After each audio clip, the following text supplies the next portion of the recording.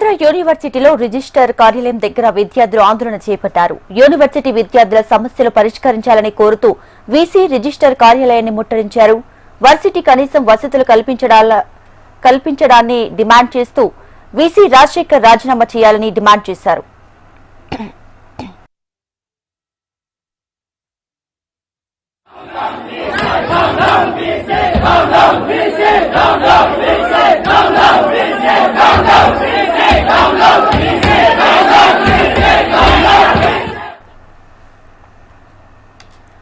మరోవైపు వీసీ రాజశేఖర్ శాంతియుత చర్చకు రావాలని విద్యార్థులకు పిలుపునిచ్చారు.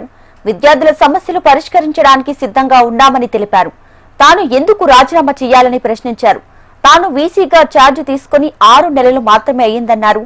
విద్యార్థులు చర్చలకు రావాలని, రాజకీయాలు చేయాలని చూస్తే మీ ఇష్టమంటూ వీసీ సమాధానమిచ్చారు. వీసీ వ్యాఖ్యలతో మరింత రెచ్చిపోయిన విద్యార్థులు ఆందోళనకు దిగారు.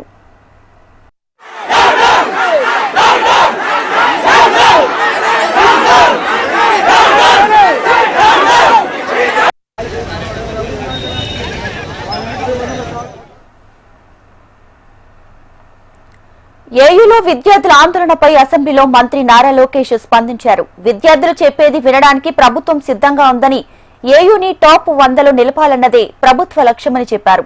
విశ్వవిద్యాలయాల్లో జరిగిన అవకతవకలపై కమిటీ వేస్తామని, 100 రోజుల్లోపు రిపోర్ట్ తెప్పించి యాక్షన్ తీసుకుంటామన్నారు నారా లోకేష్.